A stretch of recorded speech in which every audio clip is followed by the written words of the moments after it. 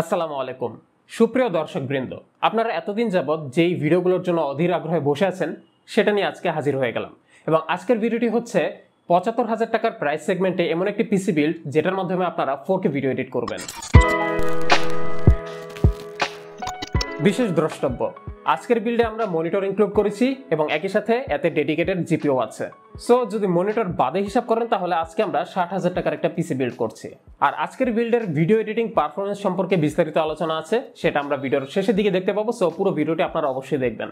ভিডিওটি শুরু করার পূর্বে অশেষ কৃতজ্ঞতার সাথে স্মরণ করতে চাই স্টারটেককে। তারা আজকের ভিডিওটি তৈরিতে যথেষ্ট সহায়তা করেছে, সো দ্যাট আজকে আমি আপনাদের মনের ইচ্ছা অর্থাৎ বাজেটের ভেতরে একটি ভালো মানের ভিডিও এডিটিং পিসি বা সোজা কথায় 4K video editing PC build করার সাজেশনটা আমি আপনাদের কাছে আজকে দিতে পারছি। তো আলোচনা শুরু করা যাক আমাদের আজকের বিল্ডের মধ্যমণি Ryzen 5 5600K দিয়ে। খেয়াল করে দেখবেন এই 5600 কোনো জি নাই, বিকজ আপনারা অলরেডি গেস করতে পারছেন যেহেতু আমাদের আজকের বিল্ডে একটি ডেডিকেটেড জিপিও আছে, সো আমাদের কোনো এপিইউ নেওয়ার প্রয়োজন নাই। এই কারণে আমরা 5600 নিয়েছি।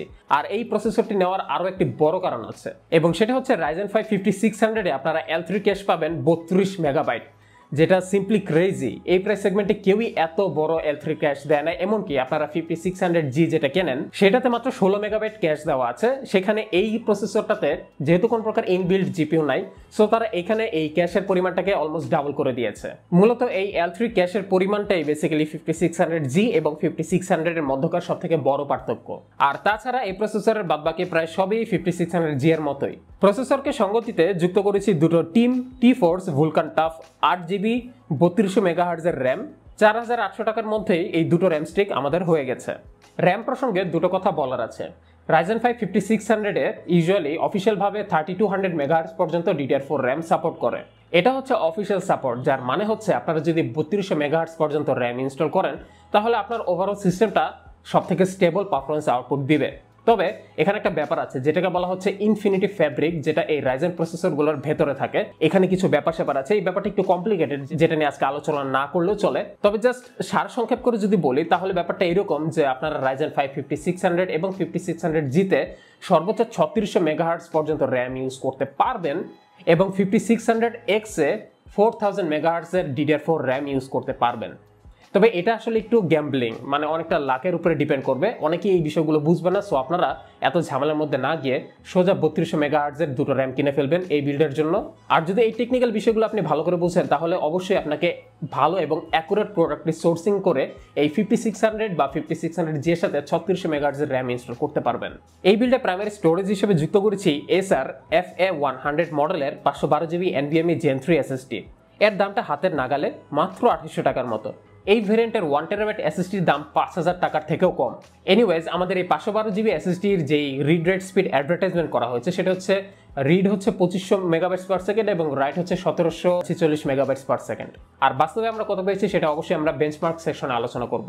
এদের সকলকে একত্রে সেট করতে প্রয়োজন একটা মাদারবোর্ড। এক্ষেত্রে বাছাই করা হয়েছে MSI B450M Pro VDH Max। এই বোর্ডের স্পেশালিটি বলতে তেমন কিছুই নেই, জাস্ট দেখতে সুন্দর আর বাজেটের মধ্যে হয়ে গেছে এই আর কি। এর দাম 9 থেকে 9500 টাকার মতো। বেসিক্যালি আপনার মূলামূলির উপরে ডিপেন্ড করবে আপনি এই বোর্ড 9000 কিনবেন নাকি 9500 কিনবেন। এরপর আজকের বিল্ডের MVP-কে নিয়ে হাজির হলাম। এটি হচ্ছে কালারফুলের GeForce GTX 1650 GPU, দাম মাত্র 18,000 টাকার মতো।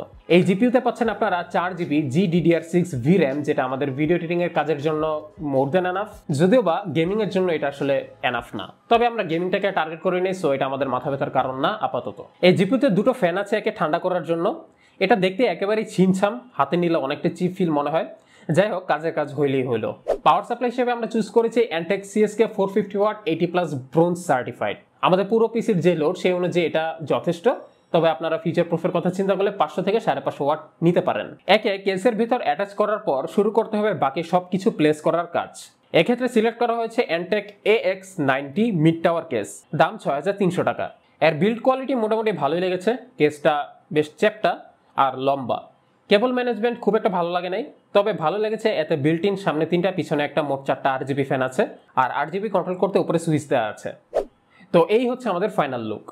Looks absolutely gorgeous with this monitor. এটা হচ্ছে Huawei MateView SE 22 ইঞ্চির একটি IPS মনিটর। এই মনিটরকে নিয়ে কথা বললে অনেক কিছুই বলার আছে, তবে সেগুলো বলতে অনেক লম্বা একটা সময় প্রয়োজন, যা আজকে নাই। তাই শর্ট করে যদি বলি তাহলে এই Huawei MateView SE আমার কাছে মানে আমার পার্সোনাল ওপিনিয়নে 22 ইঞ্চি মনিটর সেগমেন্টে সেকেন্ড বেস্ট একটা মনিটর। ফার্স্ট বেস্টকে সেটা আমি এর আগে হয়তো কয়েকবার বলেছি, আপনারা গেস করে কমেন্ট বক্সে জানিয়ে দিন। এনিওয়েজ এটা সেকেন্ড বেস্ট হলেও বিল্ড কোয়ালিটির দিক থেকে এইটার উপরে আমি আর কোনো মনিটরই দেখি নাই। ওভারঅল আনবক্সিং এক্সপিরিয়েন্স থেকে শুরু করে পুরো মনিটরটার build quality, fit and finishing, everything was super impressive. এবং আমরা এই পিসি বিল্ডটা যেই পারপাসে করেছি অর্থাৎ ভিডিও এডিটিং, সেই সাথে video editing, photo editing, graphics designing এই ধরনের কাজের জন্য কালার অ্যাকুরেট প্যানেল থাকা অনেক বেশি ইম্পর্টেন্ট এবং আমি মনে করি 15,000 টাকার প্রাইস সেগমেন্টে এর চেয়ে বেটার আর হইতেই পারে না। বেঞ্চমার্কে এক্সটেন্ডেড হিটিং টেস্ট আমি করিনি, আর কারণটা হচ্ছে এই সিপিইউতে স্টক কুলারটা ব্যবহার করা হয়েছে যা আসলে একটু প্রেসার পড়লে গরম হয়ে যাবে এবং গরম হয়ে গেলে পারফরমেন্সটা ড্রপ করবে। যদিও বা আপাতত ভিডিও এডিটিং করছে এবং এই ক্ষেত্রে এটা তেমন একটা ইস্যু করছে না, একটু গরম হয় বাট এটা মেজর কোনো ইস্যু না। বাট ফিউচার প্রুফের কথা যদি আমি চিন্তা করি তাহলে অবশ্যই আপনাদের জন্য একটা সাজেশন থাকবে, সেটা হচ্ছে আপনারা থার্ড পার্টি বা আফটার মার্কেট একটি এয়ার কুলার এটাতে ইনস্টল করে নেবেন। আপাতত সিনেবেঞ্চে একটি ইমপ্রেসিভ স্কোর পাওয়া গেছে যা হচ্ছে 10,532 মাল্টি করে। এর এসএসডি রিড রেট স্পিড পেয়েছি যথাক্রমে 844 এবং 1370 megabytes per second, acceptable score বলা যায়। গেমিংয়ে কেমন ব্যাকআপ পাওয়া যেতে পারে তার একটা আইডিয়া করতে এই পিসিতে আমি ইউনিজেন সুপার পজিশনের বেঞ্চমার্ক টেস্ট করে দেখেছি। এখানে 1080p মিডিয়াম এবং এক্সট্রিমে যথাক্রমে 7309 এবং 1962 স্কোর পেয়েছে। 3D স্কোরটা ইমপ্রেসিভ কিছু না, তবে বাজেট হিসেবে মোটামুটি ভালোই বলা যায়। অ্যাটলিস্ট এই পিসিতে আপনারা GTA 5, RDR2 এবং যে কোনো ধরনের ই স্পোর্টস টাইটেলগুলো অনায়াসে খেলতে পারবেন। তবে গেমিংয়ের জন্য আজকের কম্বোটা বেস্ট কম্বো না, আপনারা এই সেম বাজেটেই চাইলে গেমিংয়ের জন্য আরও বেটার একটা কম্বো তৈরি করতে পারবেন। আমাদের আজকের বিলটা অনলি ভিডিও এডিটিংকে ফোকাস করেই তৈরি করা হয়েছে এবং সো ফার এই পিসিতে আমি ভিডিও এডিট করে আসলে আমি যতটা এক্সপেক্ট করছিলাম তার থেকে অনেক বেশি ভালো রেজাল্ট পেয়েছি। আমি ভাবছিলাম এটা 4K টাইমলাইনে খুব সহজে আটকে যাবে, স্টার্টারিং করবে, but in reality it wasn't. Adobe Premiere প্রোতে 4K 30 FPS 100 মেগাবিটস পার সেকেন্ডের ফুটেজগুলো দিয়ে ভিডিও এডিটিংয়ে মোটামুটি ভালোই স্মুথ একটা এক্সপিরিয়েন্স পেয়েছি। ভিডিওতে colour grade, text effects, transitions এই সব কিছু অ্যাপ্লাই করার পর আমি মোটামুটি স্মুথ একটা টাইমলাইন এক্সপিরিয়েন্স পাচ্ছিলাম প্রিমিয়ার প্রো থেকে। 11 মিনিট 55 সেকেন্ডের 4K 30 FPS ভিডিও HEVC বা H265 কোডেকে রেন্ডার করতে আমার সময় লেগেছে 9 মিনিট 10 সেকেন্ড এবং সাথে সাথে আমি আবার রেন্ডার দিয়েছিলাম, সেক্ষেত্রে আমার সময় লেগেছে 9 মিনিট 45 সেকেন্ড।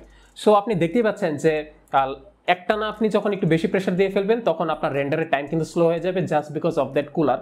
সো আপনারা অবশ্যই চেষ্টা করবেন এই বিল্ডে যাতে আপনারা একটা থার্ড পার্টি বা after market air cooler install করতে পারেন। তো ভিডিও এডিটিংয়ে একজন লার্নার বা স্টার্টিং হিসেবে 75,000 টাকায় এর চেয়ে বেস্ট বিল্ড কম্বো আর হতেই পারে না আমার হিসেবে। আবার ভিডিও এডিট করতে করতে যখন একেবারে ক্লান্ত হয়ে যাবেন তখন আপনার কিছুটা সময় রিক্রিয়েশনের জন্য কিন্তু এই পিসি আপনাকে মোটামুটি 1080pতে একটা 60 FPS গেমিং এক্সপিরিয়েন্স দিতে পারবে। আর গেমিংয়ের কথায় এই পিসিতে 3D মডেলিং করা মোটামুটি সহজ কাজ হবে, লাইক ব্লেন্ডারে 3D অবজেক্ট ডিজাইন করা অথবা আর্কিটেকচারাল ডিজাইন করা। আর আরেকটু হেভি কাজে যদি যান, যেমন ধরুন ভিডিওতে 3D VFX বা গেম তৈরি করার মতো কাজগুলো এক্ষেত্রে শান্তি মতো করা যাবে না, বাট করতে পারবেন। তবে আমার কাছে শান্তি লাগবে যদি আজকের ভিডিওটি আপনার কাছে ভালো লেগে থাকে। যদি ভালো লাগে then hit the like and get subscribed. আবারও দেখা হবে আপনাদের সাথে। টিল দেন আপনারা চাইলে আমার পিসি বিল্ডের যে ওয়াচ লিস্ট আছে সেটাতে ঢুকে গিয়ে আপনার পছন্দের যে কোনো একটা পিসি বিল্ডের ভিডিও বসে বসে দেখতে পারেন। টিল দেন সবাই ভালো থাকবেন, সুস্থ থাকবেন, টেকভার্সের সাথেই থাকবেন। আল্লাহ হাফেজ।